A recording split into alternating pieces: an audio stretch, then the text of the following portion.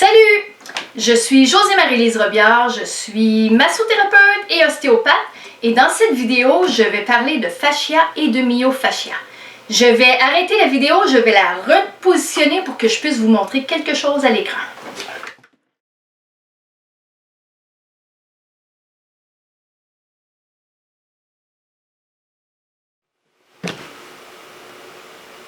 Bon, voilà, j'ai repositionné la caméra pour qu'on puisse voir l'écran de mon ordinateur. Ce que vous voyez là, c'est le tableau de bord d'un programme qui s'appelle Premium, Muscle Premium, et c'est fait par Visible Body, qui crée plusieurs logiciels concernant le corps humain. Alors là, présentement, je suis dans Muscle Premium. Alors, je veux vous montrer quelque chose.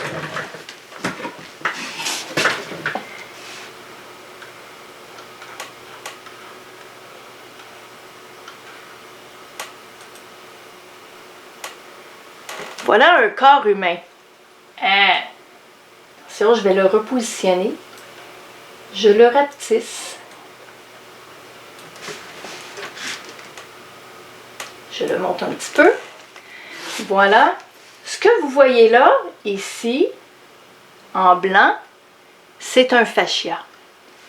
Si je le tourne, en arrière aussi, tout ce qui est blanc ici, ce sont des fascias. C'est des gros fascias qui sont des très épais, mais il y en a aussi des très minces.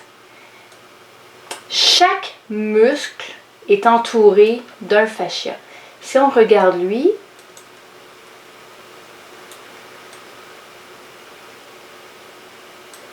vous voyez, il s'appelle le tenseur du fascia lata. C'est un muscle ici qui est relié à un gros fascia sur le côté de la cuisse qui cause souvent des problèmes. Il y en a partout dans le corps humain. Maintenant, je vais vous montrer autre chose. Il va falloir que je change de programme. Je vais arrêter la vidéo de 30 secondes pour vous montrer.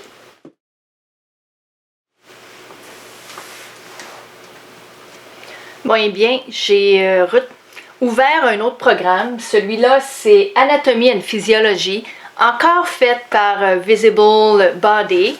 Là, ce que vous voyez là, c'est comment c'est fait à l'intérieur d'un muscle, les différentes couches, les différentes parties d'un muscle.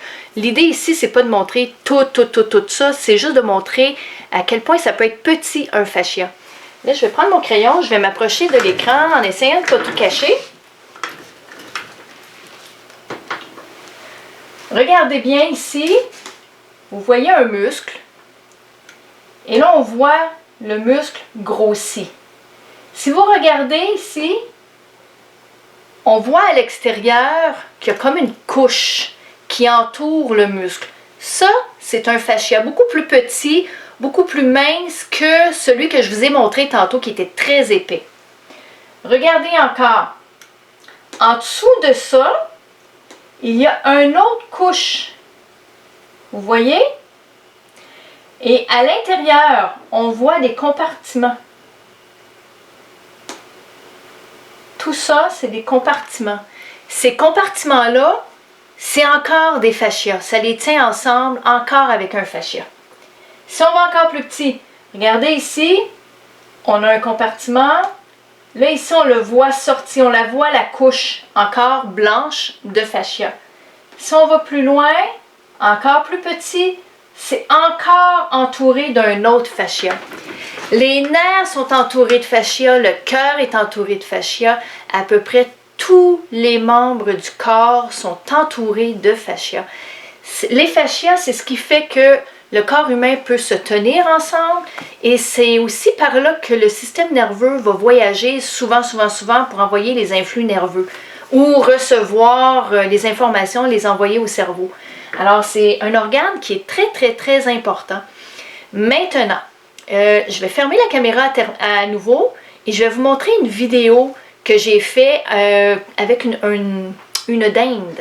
Alors, vous allez voir de quoi ça a l'air sous la peau, le fascia qui tient la peau en place sur la viande en dessous, sur les muscles. Alors, je vous reviens dans quelques instants. Voici la fameuse vidéo de la dinde dans laquelle je présente le fascia qui est sous la peau. Alors, ce qu'on voit là avec mon doigt, ce que je tire, c'est un fascia. Cette espèce de petite substance-là, visqueuse, plus ou moins transparente, c'est un fascia. C'est celui qui se trouve en dessous de la peau et qui colle sur les organes en dessous, comme la viande, les muscles, voyons, les articulations et tout le reste qui se trouve en dessous de la peau. Là, on le voit avec la dinde, mais dans le corps humain, c'est exactement la même chose. Regardez. Puis comme vous voyez, quand je fais bouger, le fascia bouge aussi. Tout vient avec. Tout, tout, tout, tout, tout.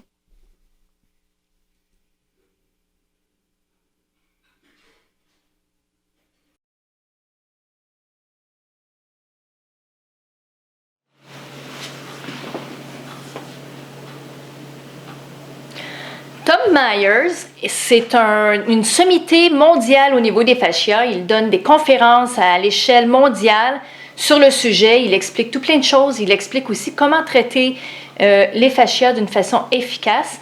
Et cet homme-là compare le corps humain au niveau des fascias à un pamplemousse ou une orange. Il dit tout simplement que si on retire tout le système nerveux, qu'on retire les os, certaines parties des os, pas tous, tout le liquide, le système aussi circulatoire, tout ce qui reste dans le corps, c'est des fascias. Tout ce qui reste dans le corps, c'est des fascias.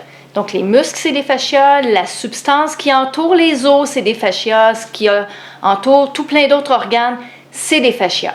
Alors maintenant, voici, j'ai préparé un pamplemousse que j'ai coupé en deux pour vous montrer un peu ce que lui voit là-dedans. Regardez, j'ai un morceau de pamplemousse ici. Voilà. Autour, à l'extérieur, ça c'est la pleure. C'est un peu comme la peau. OK? À l'intérieur, on voit la partie blanche. C'est la partie du fascia qui vient en dessous de la peau. C'est ce qui fait que la peau tient sur les organes en dessous. Ensuite, chaque quartier du pamplemousse, c'est aussi un fascia. Maintenant, à l'intérieur, chaque pulpe du pamplemousse, attendez un instant. Est-ce qu'on voit bien la caméra? Chaque pulpe du pamplemousse, chaque petit sac qui contient le jus, c'est un fascia. Donc, regardez bien. J'ai vidé le pamplemousse ici. Si on regarde bien et que je tire, attendez un instant. Regardez qu'est-ce qui arrive quand je tire. Tout le reste des fascias suivent. Je peux tirer ici.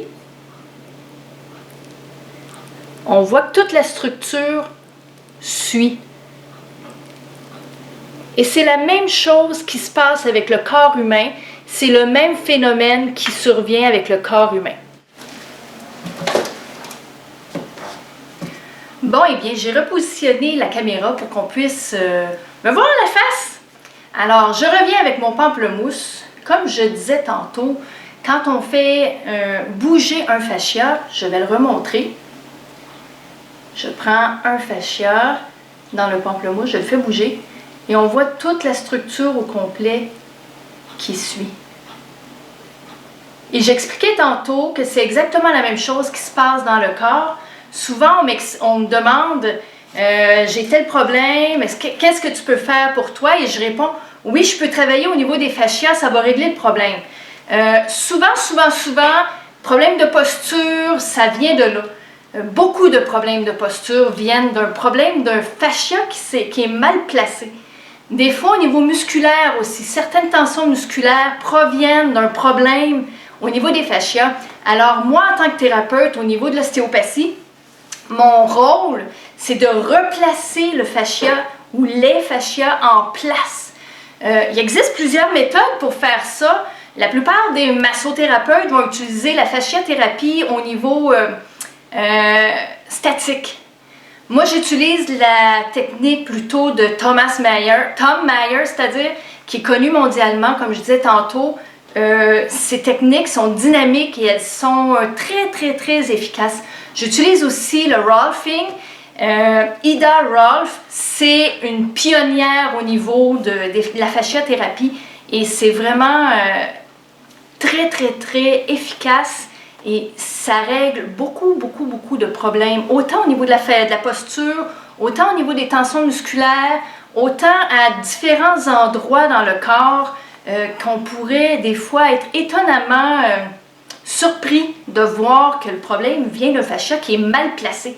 Dans le fond, souvent je compare le fascia à une nappe. Si la nappe est pleine de plis, mon rôle c'est de faire en sorte qu'elle soit bien lisse, bien placée pour que les ustensiles qui sont dessus soient bien placés également. Parce que ça a un impact. Si un fascia est mal placé à un endroit ou est tendu, il est rendu petit et que ça commence, mettons, au niveau du mollet, ça peut avoir un impact jusqu'à la tête. Alors des fois, il y a des gens qui me disent « Hey, j'ai mal à la tête, qu'est-ce que tu peux faire pour moi? » Je vais commencer par traiter en fascia, je vais faire des manœuvres de crânio sacrés après. Souvent, je ne toucherai pas à la première séance au niveau du sacrum, mais les gens reviennent une deuxième fois en disant « Ben là, j'ai mal au sacrum. » Ben oui, ça a un lien direct, c'est à cause des fascias qui sont interreliés, ça a un impact des fois très loin dans le corps.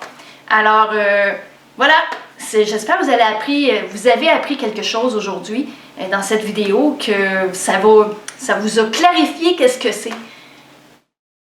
Si cette vidéo vous a plu, faites le pouce en l'air et abonnez-vous à ma chaîne.